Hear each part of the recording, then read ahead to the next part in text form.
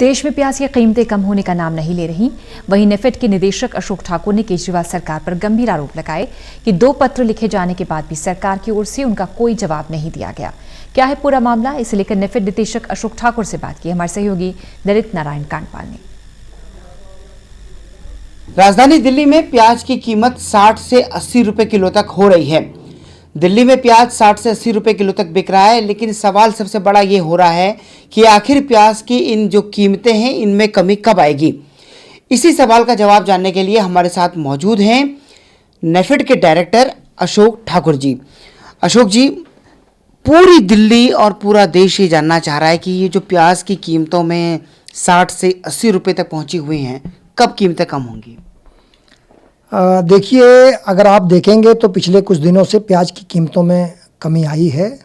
भारत सरकार ने अलग अलग स्तर पर कुछ गंभीर कदम उठाए हैं। मैं समझता हूँ जो कदम उठाए हैं उसी का परिणाम है कि कुछ कीमतों में कमी आई है, और मुझे पूरा विश्वास है कि आने वाले दिनों में ये स्थिर बनी रहेंगी।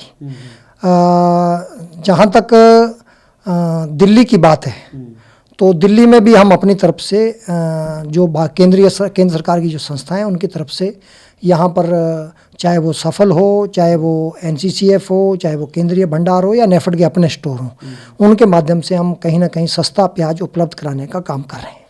आप इन केंद्रों पर प्याज तो उपलब्ध करा रहे हैं अशोक जी, लेकिन सफल की मैं अगर बात करूं तो वहाँ पर 6 बजे प्याज आता है और 7 बजे ख़त्म हो जाता है। दिल्ली की जनता को तो राहत मिल ही नहीं रही उससे। नहीं, देखिए, राहत तो मिल ही रही है, क्योंकि ये बात अलग है कि जब भी किसी चीज़ की कमी होती है और मांग और आपूर्ति में थोड़ा अंतर रहता है तो लोग थोड़ा सा पैनिक में आ जाते हैं और ज़्यादा प्याज स्टोर करने का मंशा से वो जाते हैं। इसीलिए सुबह सुबह जब प्याज आता है तो एकदम से जब दबाव पड़ता है तो वो जल्दी ख़त्म हो जाता होगा। मैं इस बात को स्वीकार करता हूँ, लेकिन क्या है कि ये एक सामूहिक प्रयास होना चाहिए। तो हमारे पास हमारी सीमाएं हैं, केंद्र सरकार की जो संस्थाएं हैं हम उनके माध्यम से दे रहे हैं। बाकी जो दिल्ली सरकार है वो अपनी जिम्मेदारी का निर्वहन नहीं कर रहे हैं। तो जब दिल्ली सरकार अपनी जिम्मेदारी का निर्वहन नहीं करेगी तो हमारी जो सीमाएं हम उसमें रहकर काम कर रहे हैं। दिल्ली सरकार ने पिछली बार तो ट्रक चलवा दिए थे, हमने देखा था कि पिछली बार चुनाव भी था तो इसलिए ट्रक भी चल गए थे, लोगों के पास पहुंच रहा था प्याज, उनको असुविधा नहीं होने दी गई। लेकिन इस बार जिक्र तक नहीं हो रहा है। ये बताइए, दिल्ली सरकार ने आपसे डिमांड की या नहीं की? देखिए, अगर हम केजरीवाल सरकार की बात करें तो मेरा जो व्यक्तिगत अनुभव है वो बहुत ही खराब है। केजरीवाल एक बहुत ही धूर्त और फ्रॉड किस्म के आदमी मुझे लगते हैं, और दिल्ली सरकार का जो काम करने का तरीका है वो कुछ ऐसा ही है। अब देखिए कि हम 2 बार उनको चिट्ठी लिखी है, उनके यहाँ एक मीटिंग हुई थी, हमारे प्रतिनिधि उसमें गए भी थे, लेकिन आज तक अप्रैल से लेकर अब तक, पहले तो अप्रैल और मई में दिल्ली सरकार को जो प्राइस स्टेबलाइजेशन फंड के माध्यम से कुछ प्रयास करने चाहिए थे, कुछ स्टॉक रखना चाहिए था अपने स्तर पर भी, उन्होंने उसके लिए कुछ नहीं किया। अब देखिए, आपकी 7 महीने हो गए हैं, उसके बावजूद भी दिल्ली सरकार सोई हुई है। अब जब दिल्ली में प्याज के रेट बढ़ने लगेंगे तो फिर वो अपना एक ड्रामा प्रारंभ कर देंगे।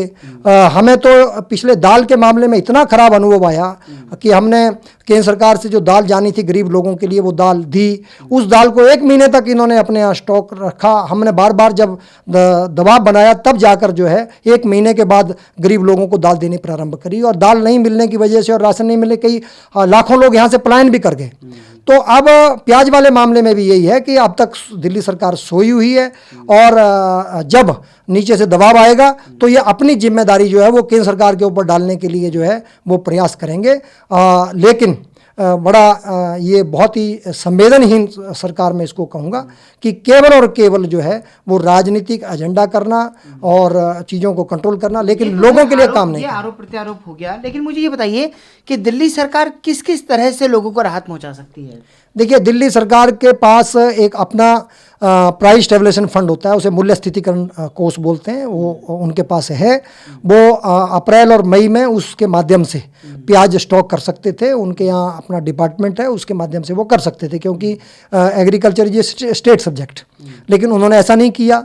उसके बाद वो ये देख रहे थे कि प्याज की कीमतें बढ़ रही हैं तो नेफेड से वो ले सकते थे, या महाराष्ट्र से भी, लासलगाम से, अन्य मंडियों से सीधा भी ले सकते थे प्राइस स्टेबलाइजेशन फंड के माध्यम से। लेकिन आज तक उन्होंने इसका इस्तेमाल नहीं किया। आज तक लिखित रूप से हमारे पास आज तक दिल्ली सरकार से कोई रिक्वेस्ट नहीं आई है। तो मैं इसलिए आपको बता रहा हूं कि जब उनको ये काम करना चाहिए, तैयारी करनी चाहिए, तब उन्होंने की नहीं है। जब रेट बढ़ने शुरू होंगे तो फिर वो अलग अलग प्रकार से अलग हथकंडे अपनाकर अपनी जिम्मेदारियों को दूसरों पर डालने का प्रयास करें, ठीक फोड़ने का काम होगा।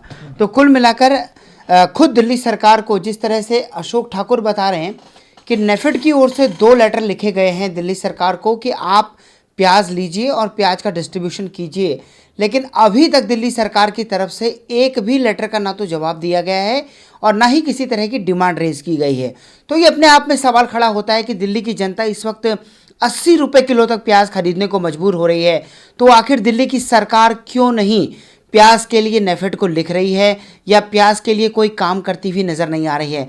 पिछले साल हमने देखा था कि ट्रक्स चल रहे थे, लोगों की सुविधा के लिए काम हो रहा था, लेकिन इस बार सरकार की तरफ से कोई हलचल नहीं दिखाई दे रही है और नतीजतन दिल्ली की जनता को मजबूरन 60 से 80 रुपये किलो तक प्याज खरीदना पड़ रहा है।